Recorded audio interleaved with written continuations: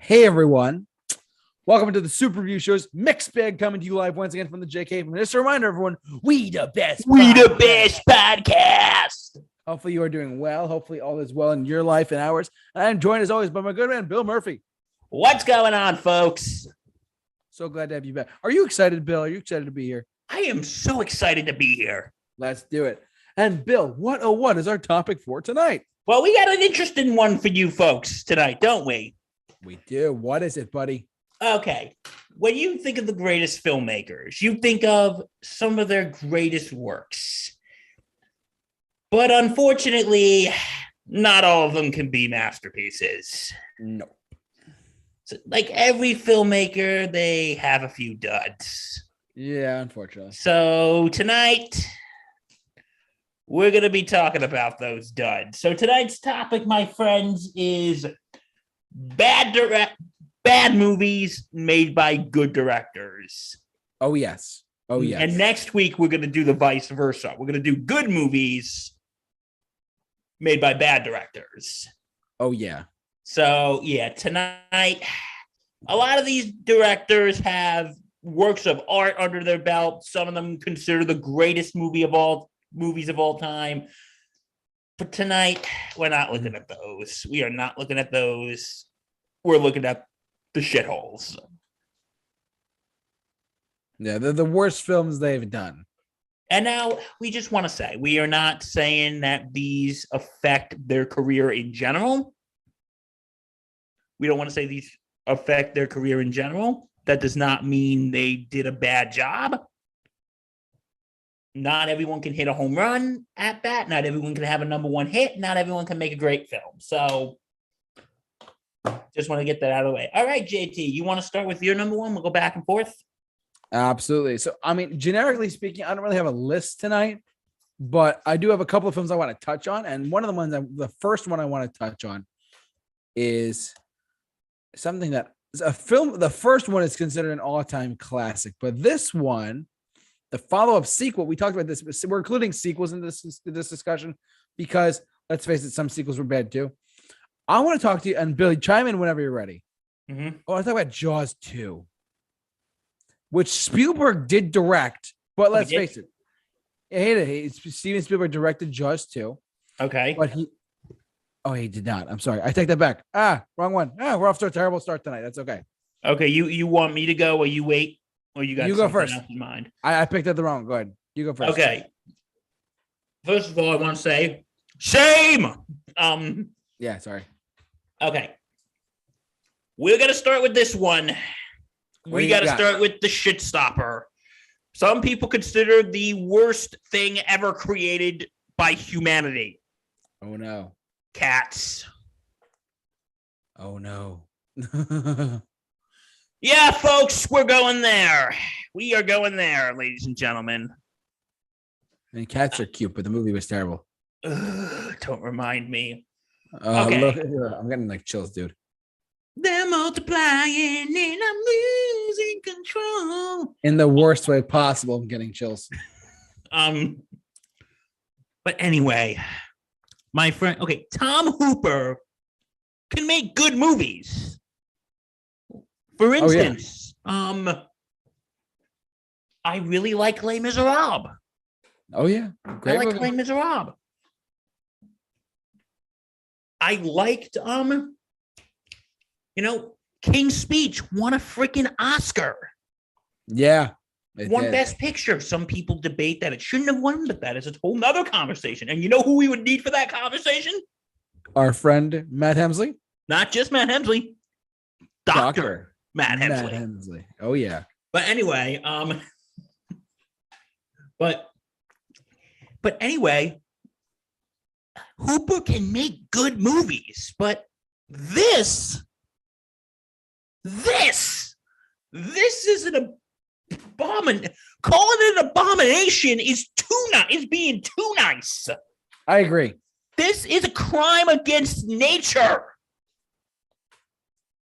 My friends, this is a crime against nature. Yeah, it's pretty bad. Do I need to even explain the plot? Okay, I'll explain the plot. Guess what? There is none. There is no plot. No plot. Okay, there is a plot. It's a very small plot, but it's a plot. A bunch of cats, especially Taylor Swift's character, they're getting called to be the Jellicles, or the chosen ones, of which one's gonna go to the heavy side layer, basically cat heaven. And yeah, but the original musical based by Andrew Lloyd Webber, it was, and I've explained this before, it was actually based off a book of poems by the late T.S. Eliot. And when he was turning this into a musical, Eliot's estate said, you can't use any song, you can't add anything, everything's got to be strictly from the poems. So that's what gave us this monstrosity. And yeah, JT, look at the CGI. Look at it. Look at it. For our podcast listeners, you won't be able to see it, but like just letting you. And God bless, you won't be able to look at it. It's terrifyingly awful, guys. It's like next level. It is just bad. It's bad. And you know what? They got a lot of star power in this. They got Taylor Swift. They got Jason Derulo. They got Idris Elba. Idris Elba, who is really good. I like Idris Elba. He's a fantastic actor. He is. James Corden. Ian McKellen. Dame Judi Dench. Oh, God. You know what these people are probably thinking? What? You know what these people are making? They're playing a game with all these people. You know what that game is called? What? Let's see how many careers we can ruin. That's actually a good one. They're trying to play, let's see how many careers we can ruin. You're right. And like when the Rum Tum Tiger song starts playing, I expect Jason Derulo to come out and go, Jason Derulo! 2012 call, Jason. They want your music back. That's so true. Oh, you know what? Even Andrew Lloyd Webber hated this movie. He called it ridiculous. Yeah. Andrew Lloyd Webber, the guy who wrote the musical, hated it. Yeah. Rough time at the office. And the one a few saving graces I will give this movie. Not a lot, but a couple of them. Dame Judi Dench is actually not bad. And neither is Ian McKellen, because, again, it's Judi Dench and Ian McKellen. But you know what? I will say this. I think Jennifer Hudson's version of Memory is actually really good. I don't think it's Anne Hathaway's I Dreamed a Dream from Les Mis, but I actually think it's good. She actually does a solid version of that song, and that is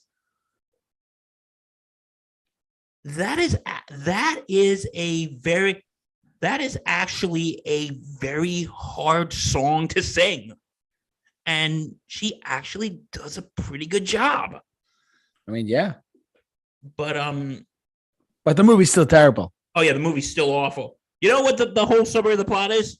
What? First, shout to Animat from Electric Dragon. I love your channel. I am a cat. I am a cat. I am a cat. I am a cat. That's the whole plot of the film. That's honestly, that just sucks, dude. It really sucks. And just before we move on here, I told this story before, but I remember I wanted to watch it out of morbid curiosity. Oh, God. Why would you do that? I was just morbidly curious, and I probably had a beer or two in me. But I remember I was about to watch it. I texted Justin, like, Justin, please pray for me. I'm about to watch Cats. And he's like, Bill, no, don't do it. You're young. You have so much to live for. And I remember I posted on my Facebook page, I'm like, I was watching Cats, and I put, because I love to torture myself. That's true. Because I love to torture myself. And I remember Justin texted me, so did you survive? I'm like, yes, I survived the horror that is cats. So yeah, this movie sucks. And who directed again? Tom Hooper. Oh my God.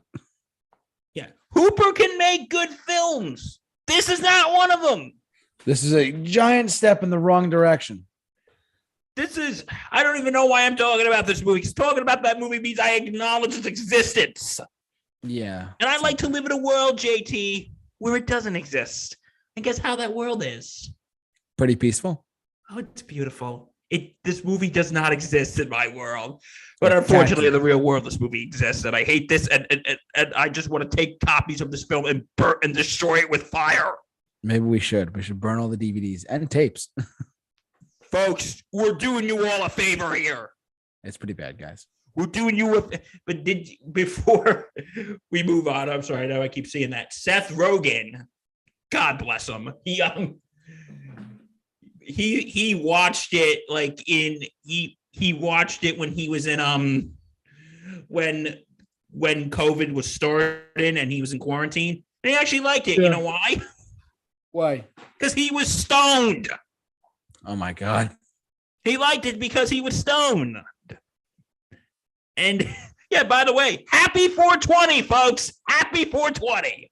Oh my God, you're right. Happy 420, folks. So how much you want to bet our audience is probably getting baked while they're watching this? While they're watching, listening, totally, yeah. Yeah. If you do it, that's your business. Oh yeah, totally. That's totally your business. We support whatever you do as long as you're not hurting anybody. But yeah, this movie's pretty bad. Oh yeah, no, it's terrible. It's, pretty bad. God bless this movie because no one else will. Jeez. Any other comments for it, bud? Yeah, I hate it and I wish it didn't exist. Oh my God. Well, listen, here we go. Let's see. My go? Your go. Let's see. I actually have. All right, I'll start talking about it because it's the first thing that popped in my head. George Lucas and Star Wars: The Prequel Trilogy. Oh boy. This, I mean, first off, let's be honest with each other for a second. Star Wars, like George Lucas was a phenomenal director in the 70s. This is 1999 to 2005. He might have been the worst director. The fact that he took on to do this stuff on his own is ridiculous. I cannot believe on my own merit that George Lucas directed just terrible film. Like the best one of the three is Revenge of the Sith. It's easily the best one. And that's not like even I don't think Revenge of the Sith is good. Right. But compared to the other two, it's a freaking masterpiece. There is literally for those of you who've never seen Star Wars, get on it. I mean, you can watch all 9, whatever you want to do. But like episode 2, there's literally a line in the movie that says, "I like sand." Like there's I don't like sand. Do you like sand? No, actually I hate sand. But like there's literally a line in the movie that actually has like I hate sand or I'm like, this is Star Wars.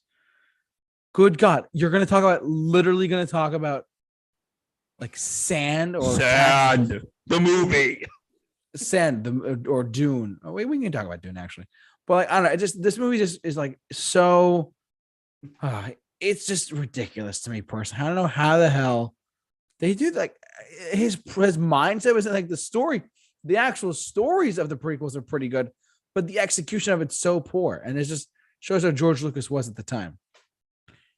Because you know what the thing is, it's like of the 3 movies, what you said about Revenge of the Sith, I wouldn't even say it's good. Like, it's okay. It's better than the other 2, but in all honesty, that's really not saying much. Yeah. At the end of the day, that's really not saying much. Like, it has some good parts in it. Like, the opera house scene is really good. The opera house scene is actually really good. Yeah. When he's telling him the story of Dark Plagueis the Wise, I think that's a pretty chilling scene. Oh yeah, and the fight between Obi-Wan Kenobi and Anakin Skywalker is pretty good. Yeah, but you know what? It's like, okay, everyone says Phantom Menace is like the worst thing ever, and do I think it's good? No, but do I think it's the worst thing ever? Nah. But there's better, worse things. Between like Phantom Menace and Attack of the Clones, at least Phantom Menace is entertainingly bad. Exactly. And at least you can laugh at how bad it is. Yeah. At least you can, laugh at how bad it is. Revenge of the Attack of the Clones is just boring. I like sand. Come on, guys. I like sand. Who doesn't like sand? I'm not a fan of it. But it's just, but at least you can, but like the thing is with like the Phantom Menace, did you know George Lucas actually wrote scenes on the way to filming? That's really bad. George Lucas. I know and then I actually did you hear this? I heard a story once that he was on set of one of the 3 films. He's not sure which one it was. And he's like, this is his directing style. Do it again, but do it better. That's literally all he said. He was just so quiet about it. He's like, yeah, do it again, but do it better. Hey, but you know what the big thing is? And I can't believe I'm saying this about George Lucas. What? And he had too many yes men. Oh my God. Thank you. Yo, you agree with me on this one. I do, 100%. He had so many yes men surrounding him. Like, oh, yes, King George. Yes, George. I've heard this. Yes, George, whatever you want, George. People would just tell him, like, yeah, that's a good idea. Do you think anyone really had the what's to think, guys, could somebody tell George this is a bad idea? I'm sure if they did, like, they'd just no, if we do, we don't. If we tell them it's bad, we don't get paid. Like Kathleen Kennedy or Frank Marshall was probably like, oh yeah, totally. And then they were just saying yes. And even though they were going, no, these are bad. And they're like, guys, shouldn't we tell George Lucas he's doing it, that this is not good? And they're like, we tell him we don't get paid. But you know what? It's like, and you know what? And the thing is that we talked about this before is that the Phantom Menace invented a term known as Phantom Menacing. Yeah. Which is, because if you look at the early reviews of this, people liked it. And like, listen, I know people today who actually like the prequels. And listen, if you like the prequels, that's you. If you like it, good for you. And I just want to say, we didn't specify this earlier. If you like any of the movies we're talking about, yeah, fine, go ahead. Like we always say, art is subjective. Film is subjective. Yeah, it's all subjective, guys. There's no right or wrong answers. We might not like these movies, but if you like them, go ahead, like them. It doesn't mean you're stupid. Doesn't mean you're a horrible person. Yeah, exactly. Or next week when we talk about good movies made by bad directors, if you don't like any of those films, go ahead, don't like them. Exactly. But anyway, when the reviews came out, the late Roger Ebert gave the Phantom Menace like 3 stars. Out of 4? I think like 3 out of 4. Wow.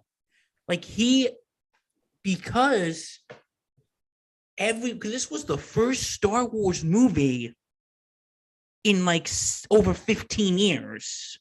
Yeah, since 1983. I remember. I think it was about 5 when this came out. Everybody was talking about it. Yeah, like, oh my God, it's another Star Wars movie. So I think people were just so buried in nostalgia. They probably brushed over a lot of it. Yeah. They're like, no, it's good. It's good. It's good. And they finally realize, no pun intended, the Emperor has no clothes. Yeah. And but you know what? Like really bad. Like I said, I think Attack of the Clones is the worst of the 3. Oh yeah, And I agree. and you know how bad it is? I just brought up Roger Ebert. That was Attack of the Clones was the only Star Wars movie that Roger Ebert gave a negative review to. That was the only Star Wars movie he gave a negative review to. Really? Wow.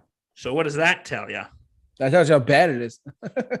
And like I said, Revenge of the Sith, it's by these standards, it's good. It's the best of the three. But again, compared to the other two, that's really not saying much. No, of course not.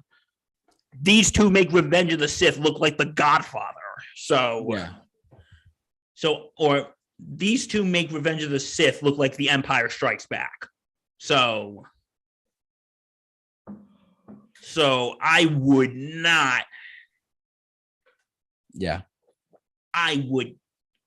When people say Revenge of the Sith is the best of the three, take that with a grain of salt. Totally. Take it with a grain of salt. Anything else you got to say about the prequels? That's all I got. Other than just like they were there's redeeming qualities about some of them, but like if you take them as a whole, they're just not that good. They're not as good. They're not good Star Wars films. I mean, don't get me wrong. Like I said, guys, the story is there, but George Lucas was surrounded by so many yes men. Yeah, yes, George. Yes, George. Like it was left and right. It's crazy. So yes, George. Whatever you say, George. Like literally, and that is not a slur to George Lucas. George Lucas, I respect the living hell out of you. I've always said George Lucas is one of these guys who can create worlds with just his imagination. Like JT has a shrine of him in his bedroom. I really don't, but like, nah, he doesn't. I'm just kidding. But George Lucas, you are an incredible creative genius. You've created Pixar, you created Lucasfilm, you created Star Wars, the Indiana Jones franchise. Well, I got that in a little bit, but like. Like the guy has such a creative mindset. You don't really see that a lot over the past like 40 years. He was a pioneer of like filmmaking. So a lot of stuff. So I love you, George, but you definitely botched this one. So you screwed the pooch, George. I mean, don't get me wrong. He was like he was a great director. He directed the very first Star Wars movie, which is my favorite Star Wars movie. And on top of that, not only that, he directed American Graffiti. These are other films that he actually he directed really, really well. But that time passed pretty quick. So it's unfortunate, but whatever. Bill, are you all set for your next pick? Yes, and I am. But I have mine are coming up in a little bit, but go ahead. Yeah, I'm throwing. If you don't mind, my good friend, I'm actually throwing in. I'm actually throwing in two, but they're made by the same director, if that's okay. That's fine. Go ahead. We are going. I'm doing this early now, so I soften the blow. Yeah, what's up? One of my favorite directors, Mr. Tim Burton. Yeah, which one? And two movies that he made. One was the 2010 Alice in Wonderland. Yeah. I haven't seen the whole thing. I've seen it in like bits and pieces, but it's just the tone of it is just. That was 2010. Oh my God, where does time go? Hey, but this movie made a shit ton of money, though. It did. Yeah, you know what, folks? This is a very valuable lesson. And that valuable lesson is just because a movie makes a lot of money doesn't mean it's good. Right. Okay, and then the other one's another live action Disney remake, but we'll get to that one in a second. And it's just that this one is just so dreary. Like when I heard that Tim Burton was making an Alice in Wonderland, I'm like, okay, that I could see that. I can see that. Yeah. But it's just like the way they talk. It doesn't make it like have you ever seen the original Disney Alice in Wonderland, JT? I have, yes. It's wacky, it's fun. Oh yeah. This is just so dreary.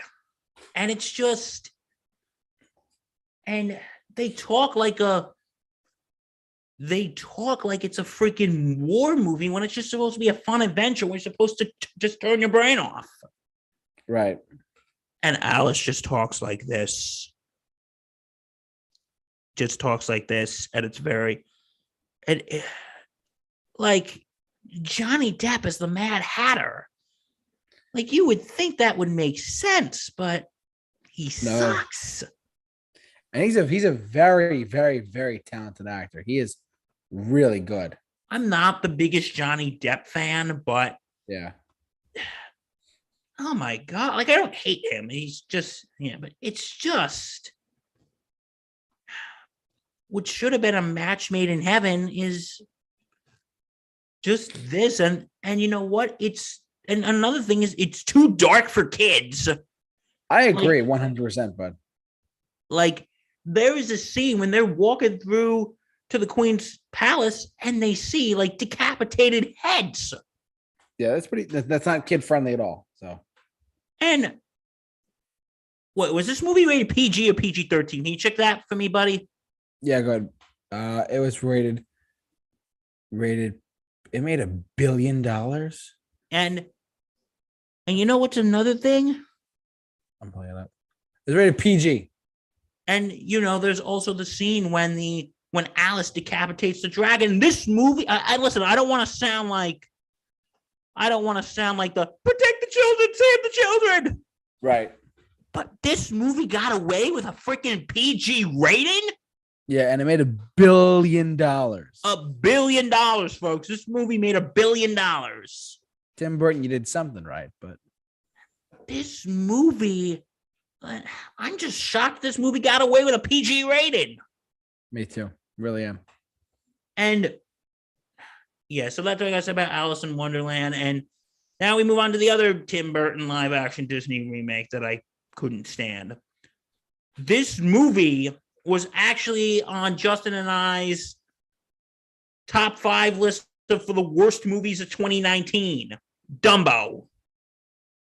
Oh, right. Okay. Yeah, go on.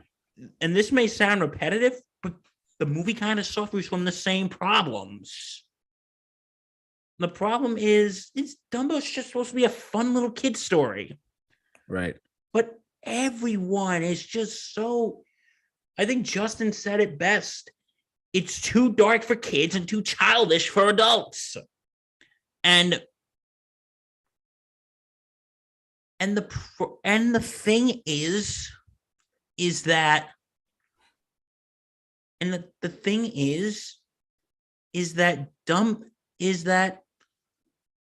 you actually see a character get killed in this film right on screen, for kids.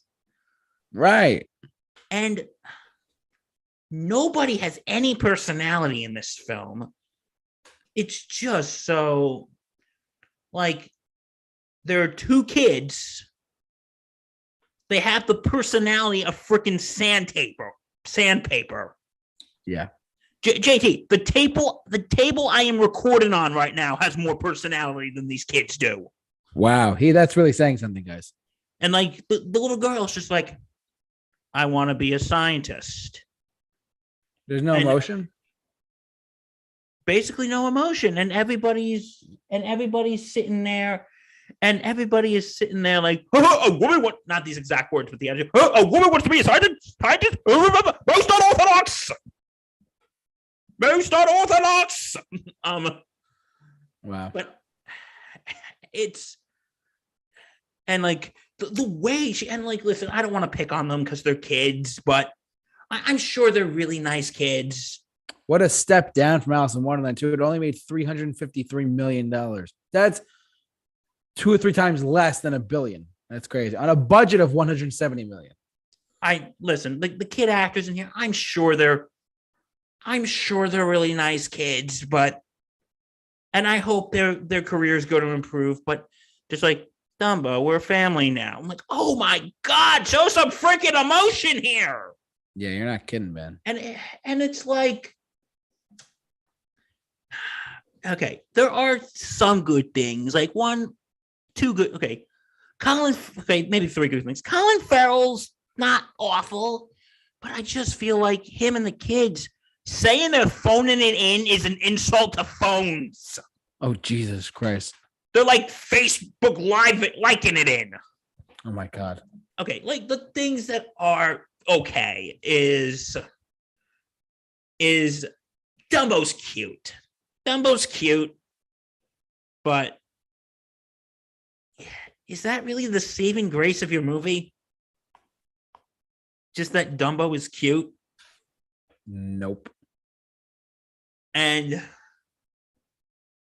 yeah, that's not your saving grace, folks. And plus, Danny DeVito's funny.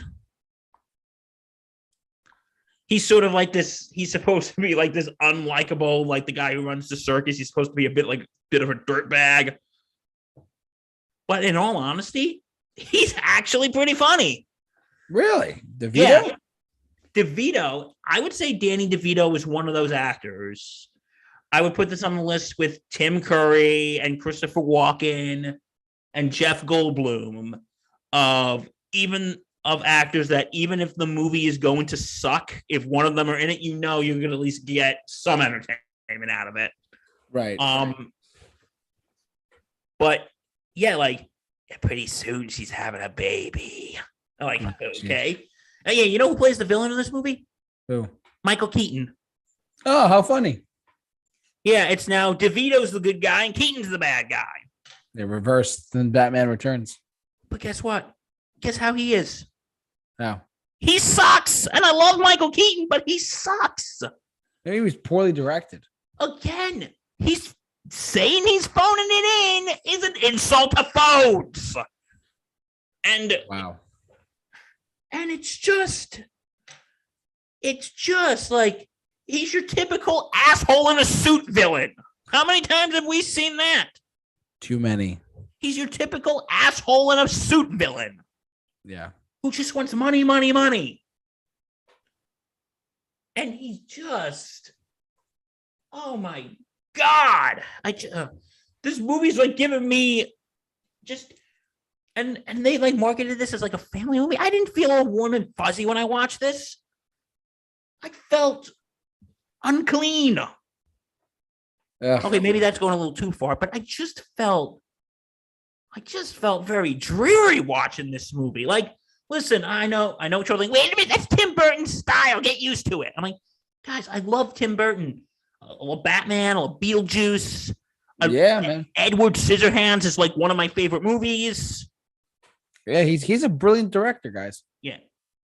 Even though he didn't direct it, you guys all know I love The Nightmare Before Christmas, even though he didn't direct it. He was very heavily involved, though. Yeah, he wrote the story, he produced it. So, yeah, but I love Batman, I love Beetlejuice, I love Edward Scissorhands, I love The Nightmare Before Christmas, but like Alice in Wonderland could have worked, but I remember when they announced that Tim Burton was directing Dumbo, I'm like, no, this is not going to work. Nope. This is not going to work. And it didn't work. And I'll be honest, in recent years, Burton's been kind of on the downslope. Yeah, unfortunately. Burton's been kind of on the downslope recently, folks. I think I think he's had like some good ones here and there. I haven't seen a lot of the good ones here and there, but one of the last really good movie that he made, I think, was Sweeney Todd. But other than that, he's become like hit and miss. Yeah, it's unfortunate. Like, because this is the timeline of Burton's career. He had a mild hit with Pee-wee's Big Adventure. Then he had a big hit with Beetlejuice. He had a big hit with Batman. He had a hit with Edward Scissorhands. He had a hit with Batman Returns. Hit with Nightmare Before Christmas, even though he didn't direct it. Had a hit with Ed Wood. But then the late 90s and into the early 2000s, he became more hit and miss. Like, He's made some entertaining bad movies like Mars Attacks. At least that movie's entertainingly bad. At least, like I said with Phantom Menace, at least you can laugh at how bad it is. Exactly. It's if anyone has not seen Mars Attacks, please go see it. It's one of those movies that I would say it's so bad it's good. But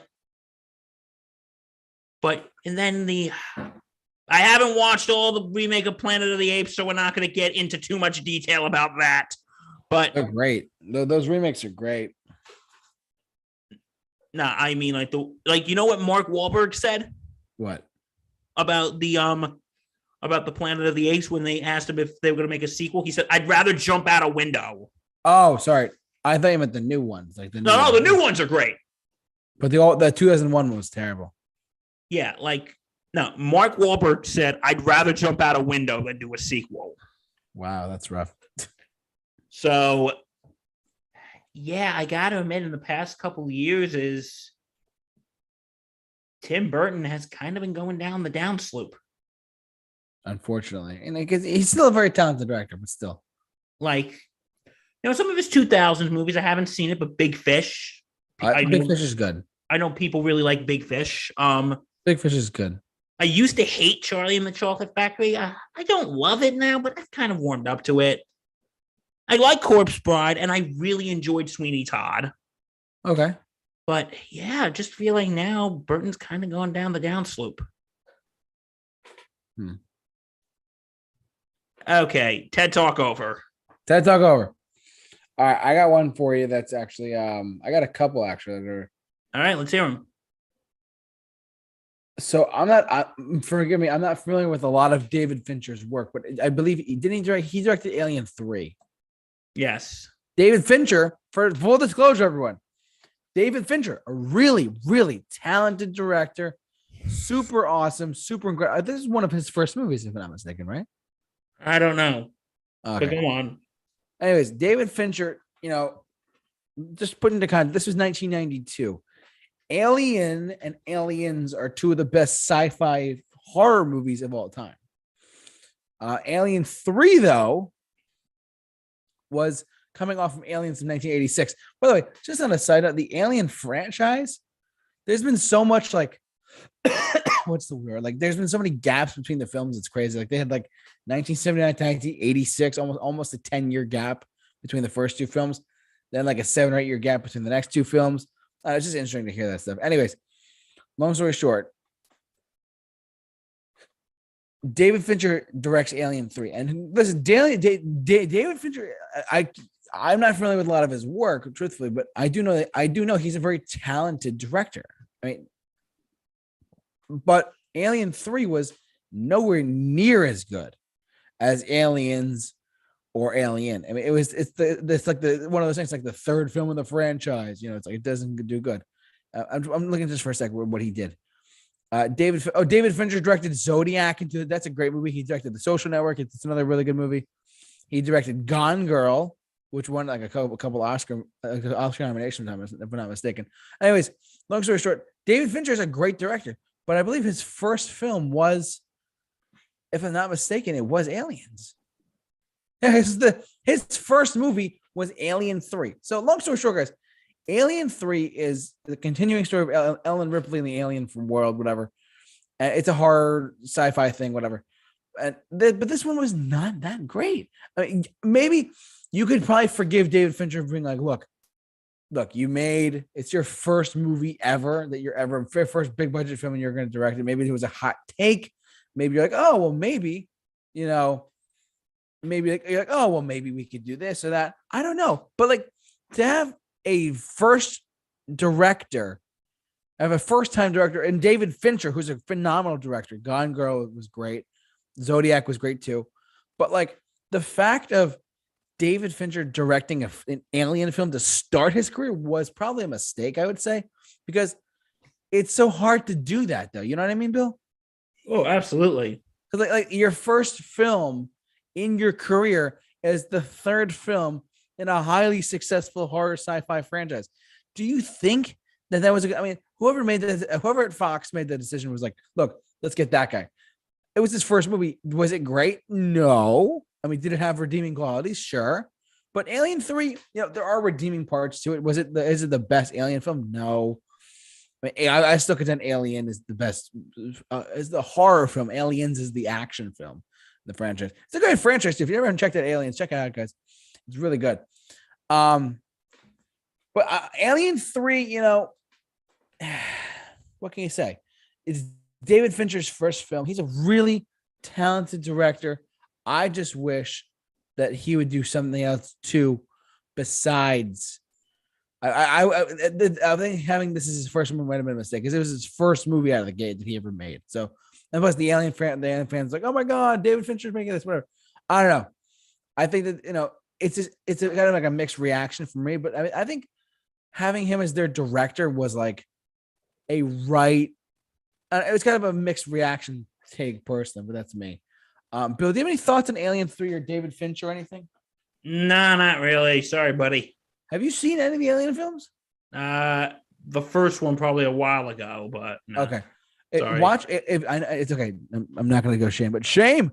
I deserve that. Aliens is great, buddy. Aliens is fantastic.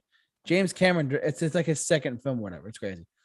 But yeah, David Fincher, Alien 3, is stepping into a franchise like this right out of the gate. It's like not the best idea, but it was not a terrible film. But still, it's your turn now, bud. What do you got? Okay, we knew we were gonna get to him sooner or later. The Room. No, I'm kidding. No, that movie is fantastic. I'm kidding. You know me. Commentary coming soon. Scared to death. Can't wait. Oh, hi, JT. I am Tommy Wiseau, and this is my Tommy Wiseau. I'm so funny. Anyway. Okay. We knew we were going to get to him sooner or later, folks, and I hate to do this. This is going to hurt. Steven Spielberg. Which one? There's like 2 or 3. Okay. One, I haven't really seen all of it, but 1941. Yeah, I can't comment too. I mean, I love Spielberg to death, but I know that this is probably his worst one. But go ahead. It's basically a parody of what John Belushi is in it. May he rest in peace. Belushi. Yeah, from SNL. I love Belushi. It's supposed to be like a satire of when the Japanese attacked Pearl Harbor in 1941, and yeah, not a lot of people like this movie. And you know who was supposed to be in it? Who? John Wayne. Really? Yes, I read somewhere Steven Spielberg actually reached out to John Wayne. I had no idea. And asked him if he could appear. And asked him if he could make a cameo. And John Wayne declined. Plus, this movie came out the year he died. And John Wayne declined because he said, I find it insulting that you're making fun of World War II or something along those lines. Yeah. But this is also coming from the guy who got deferments from World War II to continue his acting career. Shh. They don't want you to know that. No, that's true. Go look it up. 100% true, bud. Yeah, but yeah, like I said, I haven't seen the whole thing, but it just looks bad. And you know why this is insulting? This is coming from Spielberg. JT, freaking Steven Spielberg. Spielberg is the GOAT. The guy who gave us Jaws. The guy who gave us E.T. The guy who gave us Jurassic Park. We all know he has a range. He can do fun, but he can do serious too. He can do, he also did the he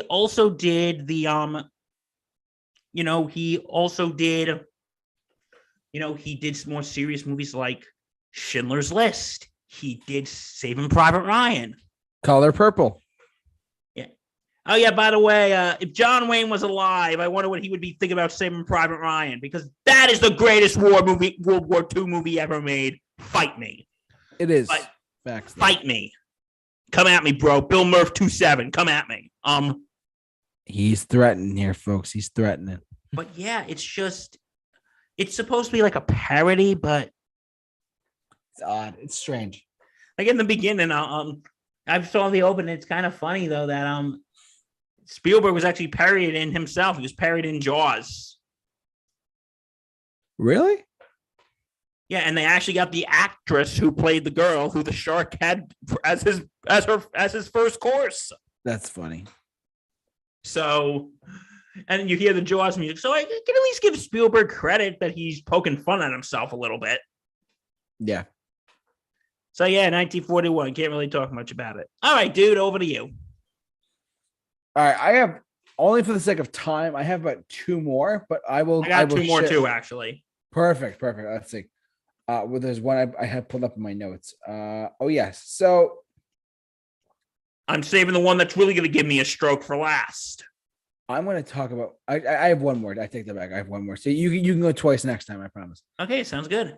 All right. So I want to talk about. We're going to stick with Spielberg for a second. And look, I am as a diehard fan of this franchise. This movie is not great. It has a few redeeming qualities, but it did not feel like a proper Indiana Jones movie. Wait, was this Spielberg or was this George Lucas? Spielberg. And the Kingdom of the Crystal Skull. Oh, I knew you were going to say that. How'd you know? So, all right, look, here we are for a second. I mean, yeah, full disclosure, this is one of the earliest films I saw in theaters. One of the first movies I ever saw in theaters. Ever.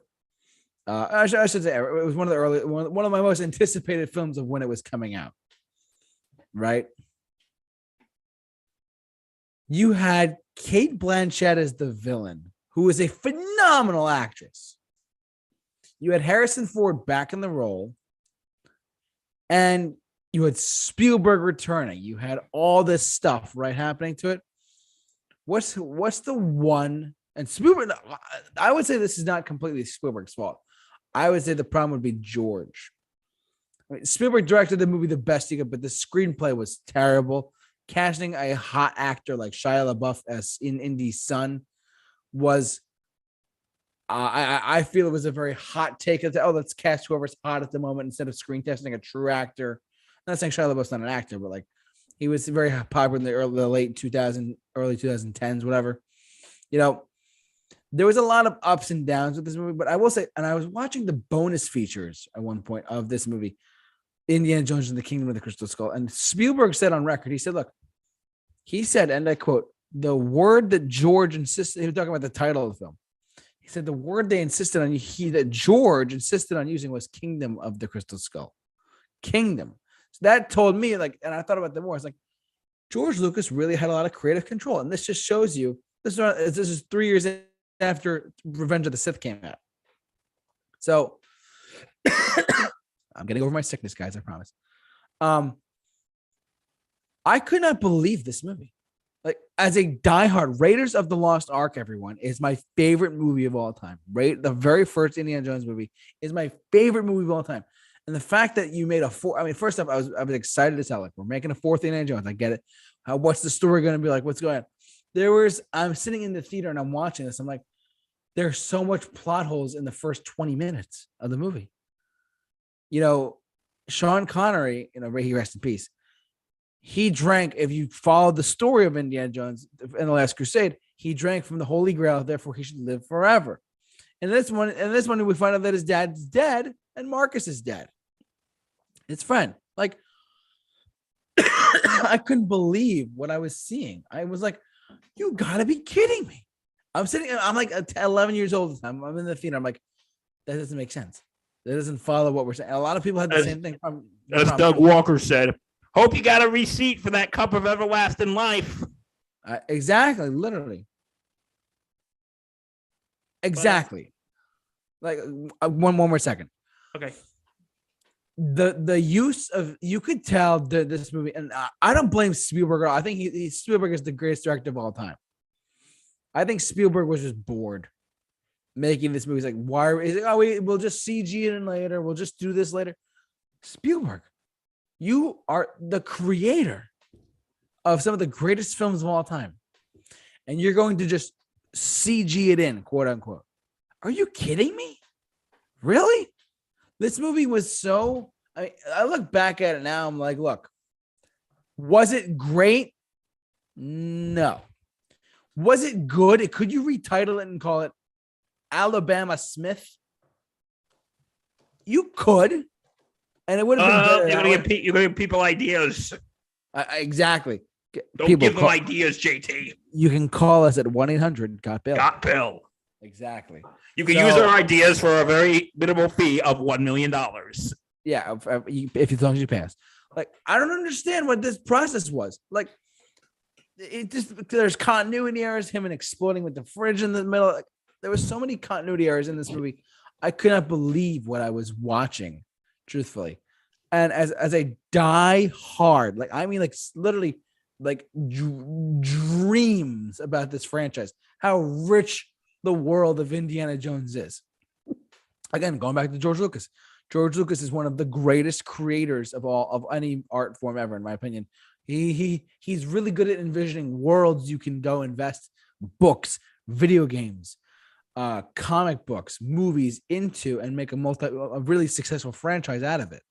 He's really good at that. I mean, Pixar was, his studio, but like Lucasfilm was the studio. He is a creative genius, and I respect him a lot for that. But this was just a slap in the face to a lot of fans, this movie. And I love Harrison Ford. I'm surprised Harrison Ford even took the paycheck. He was like, you better pay me extra. Like, come on. Like, the dude, I don't understand.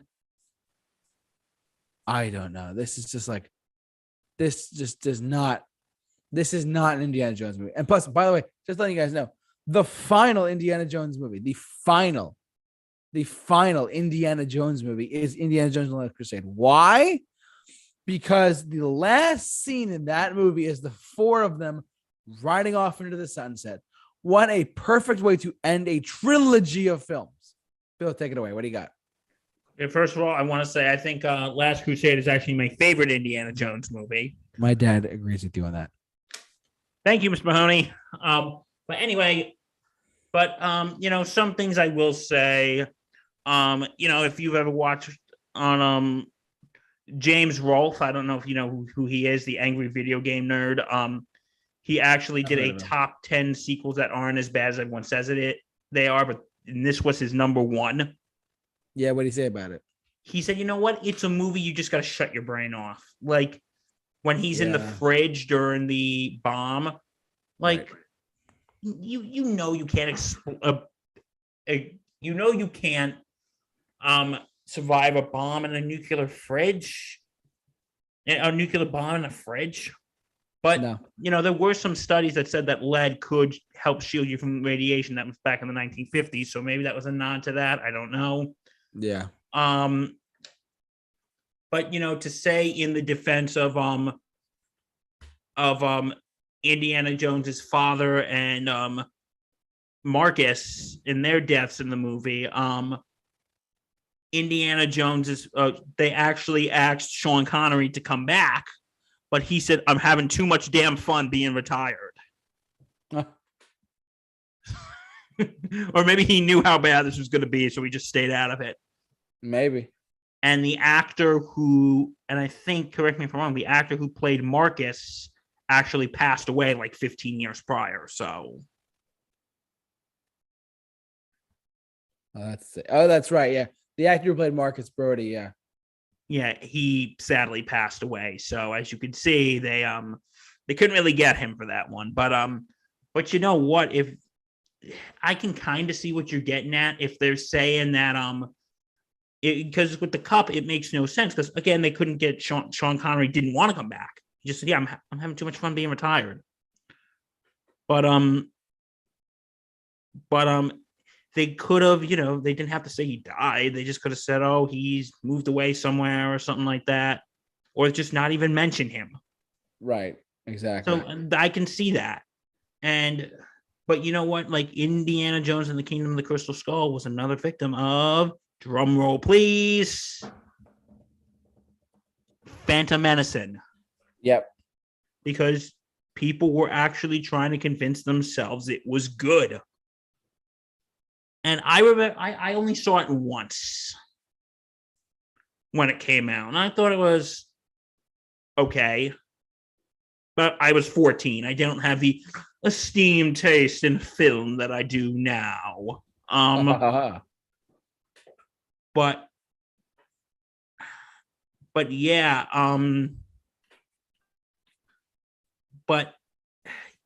I think this I can kind of agree with you, but yeah, I can kind of see why a lot of people hate this movie. Yeah, and I don't hate it. It's just like it's just not my. It's not an Indiana Jones movie. Then what is it? If you were to replace the title of the film from Indiana Jones to like Montana Smith and the Kingdom of, you know, people might not hate it, but it was not an Indiana Jones movie. It was not. And I really didn't like the part with Marianne and Shia LaBeouf. Yeah, that was weird. And that Shia LaBeouf is Indiana Jones's son. Yeah, that was a little much. I gotta admit that scene though that Marianne tells him is kind of funny. It's like, yeah, Hunter, yeah, he's a good kid. Go, he's your son. What? Yeah, Hunter's your son. And yeah, like, did we really need to bring it? I think they just brought Marianne back, and I think they just brought Shia LaBeouf in for plot convenience. I agree, 100%. So yeah, I 100% agree with. Yeah, you know, it's like I said, I only saw it once, but now thinking about it, I'm like, because I try to go, oh, it's not that bad, but now I'm thinking, oh wait, what about that? What about that? What about that? What about that? There's a lot of stuff that's wrong with it. Yeah, you're bringing it back to me, buddy. Thanks. It's fine, bud. Yeah. Okay. So you have any more to say about this? Because I have two more. You're good. I'm good for the night. You go ahead. Okay, I have two more. One of them gave me a mild to moderate stroke. The last one is going to give me an absolute severe stroke. JT might have to call an ambulance. Oh no. Go ahead. Okay, the first one we're going to talk about Jon Favreau.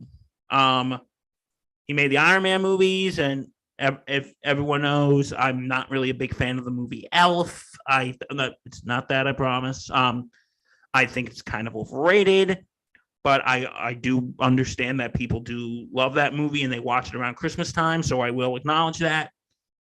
But the Lion King remake that Jon Favreau made in 2019, right? Of 2019. Oh boy, here you go. Rant.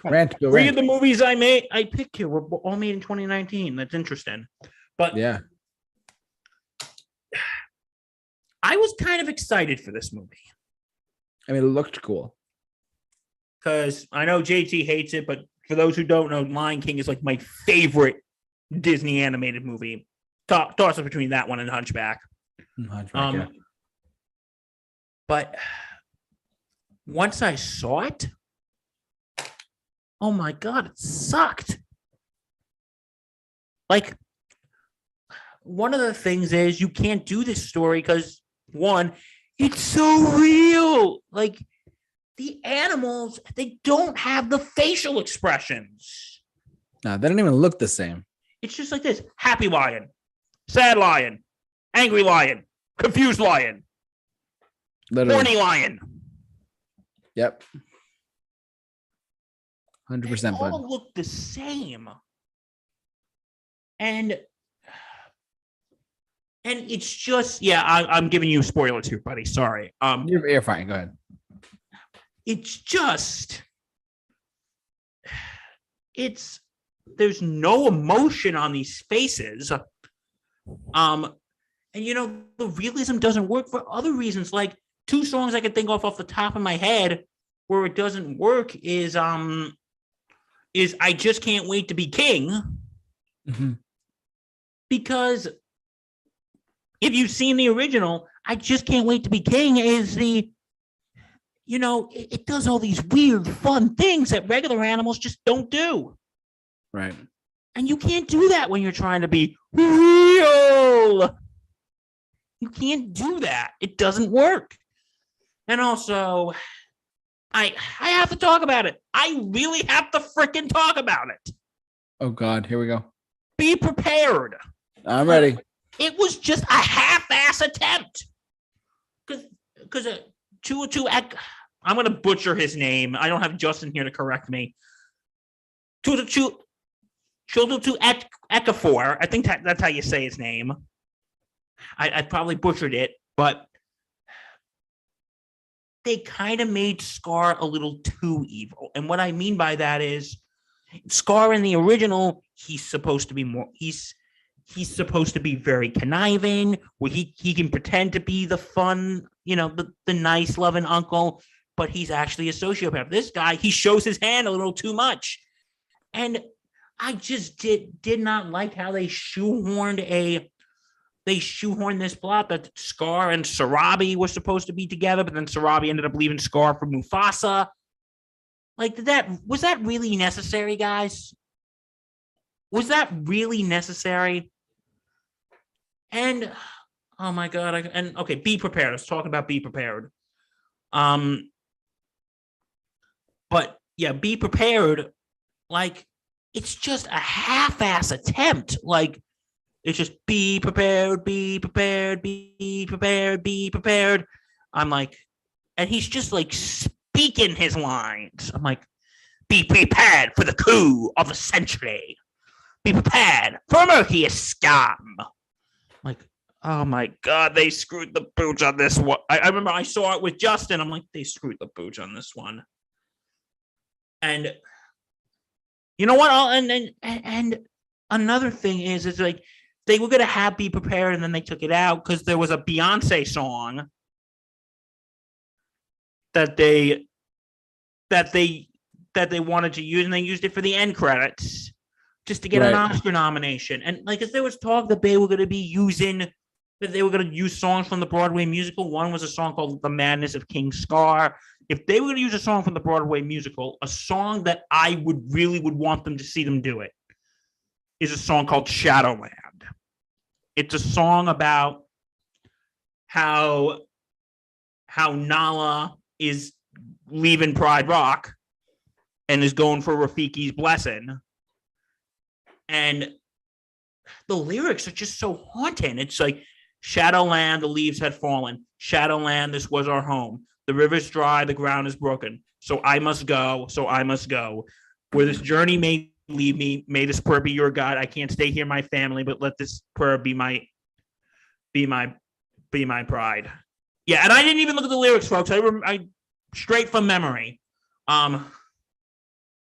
Yeah, they could have used that. That would have been great. But, and another thing, okay, aside from the guys who play Timon and Pumbaa, Seth Rogen, and I forgot who the other guy was, I thought they were actually fun. Okay. I thought they were actually fun. But the thing is, it's like, I really shouldn't pick on him because I know he's very sick, but James Earl Jones reprises his role as Mufasa. And everybody was going nuts, like, oh my God, James Earl Jones is back. And they're like, thank you so much, James Earl Jones, for staying healthy. And not getting into drugs or anything to come back and be Mufasa. Oh my God, he sounded like he was falling asleep at the mic. And you could have just played the audio from the 1994 and you wouldn't have messed a thing. I'm like, listen, I get it. I heard he has like Alzheimer's or dementia or something. But, best wishes to Mr. James Earl Jones. I really hope you're doing well. I don't mean to insult you, but I don't mean to insult you. I really hope you're doing well. But yeah, it's just such a half-assed attempt. And this was just a shameless attempt at a cash grab. As you could probably see, I am not a fan of the Disney live-action remakes. Any of them, or just okay, there's two that I actually did like. I did like The Jungle Book. Okay. Which was also made by Jon Favreau. I actually did like The Jungle Book. That one wasn't that bad. I thought Beauty and the Beast was okay. It was good. The live action remake. I didn't think it was anything With Emma Watson, right? Yeah, I didn't think it was. It's not the original, but it's good. Oh God, one day to torture myself is to just watch all the Disney live action remakes and rank them. No, folks, don't. You know what, guys? Let's call. JT. Let's call a spade here. Time to do a poll here. Are you ready? Poll, go. What would you like to see? A commentary of The Room? Or me watching all the Disney live action remakes and ranking them? Which ones do you want, folks? Which one do you want?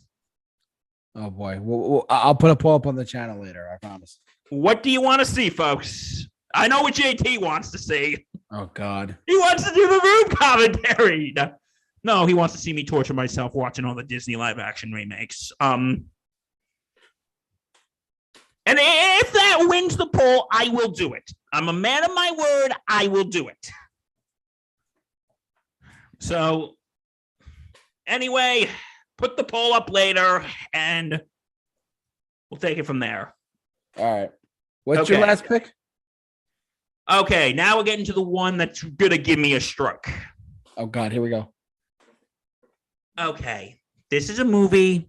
It's starring Robin Williams. It's called Jack. Really? Yeah. I have like very vivid memories of this, but go on. You know who directed this movie? Who did? Francis Ford Coppola. No way. Yes, people, that Francis Ford Coppola. The one who gave us the Godfather movies, the one who gave us Apocalypse Now, the one who gave us The Conversation. The great Francis Ford Coppola gave us this. Oh my God. Gave us this. For those of you who haven't seen it, first of all, God bless you that you didn't see it, and thank you. But okay, the movie, Robin Williams. I'm like, listen, before I go on, I just want to say to the late great Robin Williams, we miss you. The world is not as funny with you without it, and you were an absolute great asset to us, and we love you. But this movie, okay, Robin Williams plays a kid who's in the body of a 40-year-old because he has some rare disease. Ooh, JT's a rare disease. Ooh, rare disease. And it makes it come out that it makes him come out early because in the beginning of the movie, his parents are at a Halloween party. His mom is pregnant with him, and the baby comes out several months early. And they told them because of this rare disease, he will be rapidly aging. So at the time he's 4, he's going to have the body of a 10-year-old. And by the time he gets to 10, he's going to have the body of a 40-year-old. Wow. I very vaguely remember this, but go on. Oh, JT, I'm just getting started. Oh, no. JT's ready to hit the deck. That's all for night. No, I'm just kidding. Go ahead. The thing that insults me about this movie is, okay, a couple things. And like Robin Williams, again, I love Robin Williams. He was probably one of the hardest celebrity deaths that hit me. But Robin Williams, the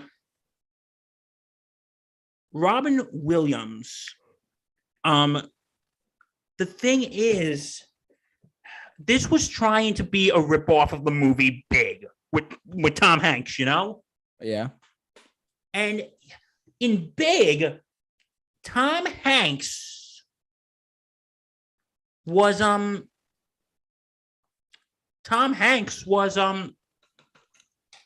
was a kid, but you could see him as an adult. He's a kid in an adult's body, but you can see him just being curious and wanting to know everything. But here, he just because in Big you see a kid trying to be an adult, but here he just acts too damn childish. And again, I love Robin Williams' comedy, but it's just so, I don't want to say uncomfortable, but it's kind of just uncomfortable just watching this 40-year-old man act like a child. And like it works in something like Hook, because, it brings the big question. What happens if Peter Pan did grow up? Right. But here it just... And, he's trying to get in Hook, he's trying to get in touch with his inner child again so he can be Peter Pan and fight Captain Hook. Here, it's just like, it's like what Doug Walker said in his review of this movie. It's like they don't portray Jack as a 40-year-old acting like a 10-year-old. They portray Jack as acting like a kindergartner. Oh, God. They portray him as acting like a freaking 5-year-old. And because they just portray him as so naive. And like, I get it. Children are naive. Kids are naive. And, yep. And it's just so, and there's a character in this movie that by a certain actor who really makes me feel uncomfortable even saying his name. Which one? I'm gonna say Bill Cosby. Oh, yeah. That's enough of that. Yeah. Even just looking at him now, I'm like thinking, because there's a scene when Robin Williams is in the treehouse with Bill Cosby and a bunch of the kids, and they're doing this game thing. And it's just so awkward. Like this whole movie is just so awkward. And the thing with Bill Cosby, though, what he did didn't really have anything to do with kids. I can't even watch it now, knowing what happened to him. And it's just so awkward. And like there is a scene where his teacher, he's trying to ask out his teacher to a school dance. But you know what? Here's one saving grace. You know who his teacher's played by? Who? Jennifer Lopez. Oh my God, for real? Yeah. I forgot. I didn't even realize that. J-Lo, baby, J-Lo. J-Lo. J-Lo. Hey, J-Lo, you can reach me at 1-800. Got Bill. Ben Affleck, if you're watching this, I'm so joking. I am so kidding. Congratulations on your engagement. Congratulations, Bennifer. You're back. Congratulations. But Bennifer. No, that was a thing. Oh, I know. We're going. But anyway, it just when he asked her to a school dance, going, you don't want to go with me. I'm an old lady. He goes, if I go with someone my grade, it's gonna look weird. I'm like, gee, you think? Yeah, right. And then, like, I'm not picking anyone who suffers from this fictional rare disease, but I wonder if that disease actually exists. I gotta look that up. But anyway, and then J-Lo goes, teachers can't go out with students. I'm like, he's like 40. Okay. And now we're getting to the target of this movie that I came to bash. And guess who that is? Francis Ford Coppola. Francis Ford Coppola. Oh, no. What the hell were you? I'm going to move back here because I'm going to start yelling. What the hell were you thinking, Ford? Are you kidding me? I remember before we came on here, I said, oh, yeah, I'm going to be talking about Francis Ford Coppola. I go, oh, let me guess, Godfather 3? I'm like, no, this is worse than Godfather 3. This is not a Francis Ford Coppola movie. This just isn't a Francis Ford Coppola movie. He always said, well, I always wanted to do something like this. I always wanted to do a movie like this. And I'm like, I think what makes me angry, because aside from something like Cats, which is the worst thing that humanity has ever created, and that's saying a lot, I think why this makes me angry is because this was a movie that was made by someone who made arguably the greatest movie of all time. Yep. That being, of course, The Godfather. The Godfather. If you want to hear us gush about that, go watch our commentary from last week. Plug for our commentary. And The Godfather, which was the movie was so groundbreaking. The great Steven Spielberg, who we talked about, when he saw The Godfather, and I told you this last week, JT, when Steven Spielberg saw The Godfather, he actually considered quitting filmmaking. That's right. Because when he goes, I'm never going to make something like that. I'm never going to make something like The Godfather, so why should I even try? And you know what? That's what insults me. When you have people who make the greatest film of all, who make these great films, Godfather, The Conversation, Godfather 2, Apocalypse Now. Oh, yeah. Apocalypse, that's another one. And you know what? Once you think about it, that was really one of his big hits. Yeah, unfortunately. He kind of tapered off. Like Godfather 3, believe it or not, actually got positive reviews and did relatively well at the box office at first. But when this is someone who makes movies like that and they sink to this, it just, you know what? It really makes me angry. It kind of does make me angry. And you know what's something that made me kind of angrier? And I actually just read this up today. What? There was a problem. Okay, this movie was distributed by Buena Vista, which used to be owned by Disney. It's now Walt Disney Studios. Mm-hmm. It's now part of Walt Disney Studios. Yep. And it was owned by Disney at the time. And they were originally going to have John Travolta be Jack. Oh, God. But there was a big problem. I don't really know how to explain what happened. There was a big problem in advertising with Robin Williams and the genie. When he voiced him in Aladdin, there was some problem over money. And there was like a big thing. And when they did the direct-to-video, a sequel, Return to Jafar, he refused to go back. And he did come back for Aladdin, King of Thieves. But anyway, but that big thing, go look it up. It's it's kind of complicated to explain. But let's just say it's the reason you never saw a DreamWorks movie with Robin Williams, because Jeffrey Katzenberg, who runs DreamWorks, actually worked on Aladdin and was kind of the big proprietor of all that. But anyway, Buena Vista actually basically gave this role as his apology, as their apology for screwing him over in Aladdin. Basically, wow. Hey, Robin, we're really sorry about the whole thing with Aladdin. Here, why don't you star in a movie when you're a 10-year-old boy in a 40-year-old body? How does that sound, Robin? It's going to suck, but how does that sound? That's like basically giving your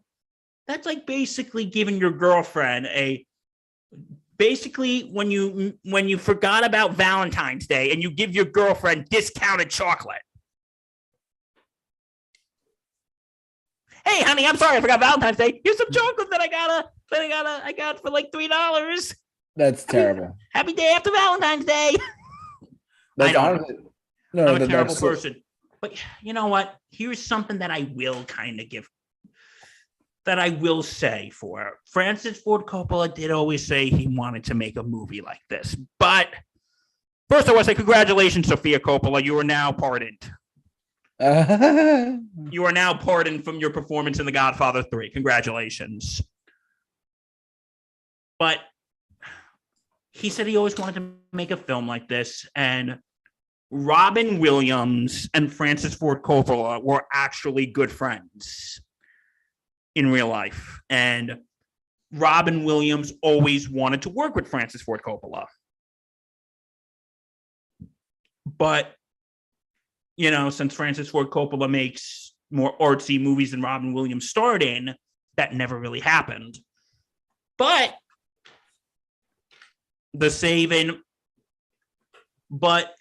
Francis Ford Coppola actually gave the script to Robin Williams. Okay.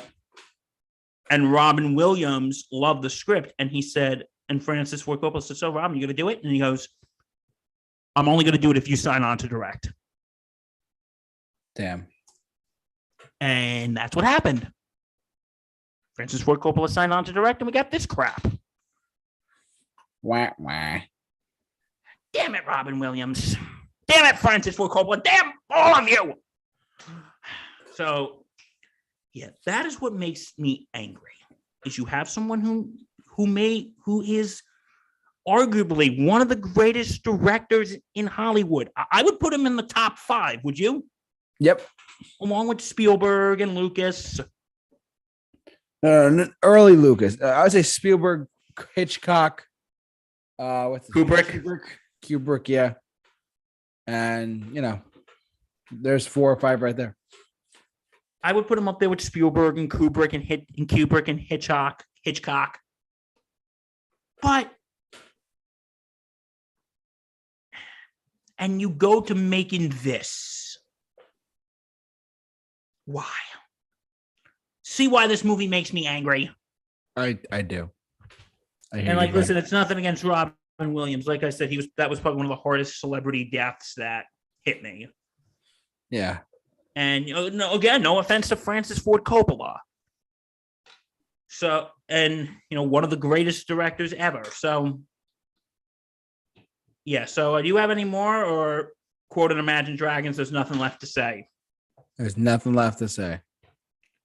Okay, and I just want to say this. The moral of today's episode, even some of the greats strike out now and then. Absolutely. For every, for Spielberg, for every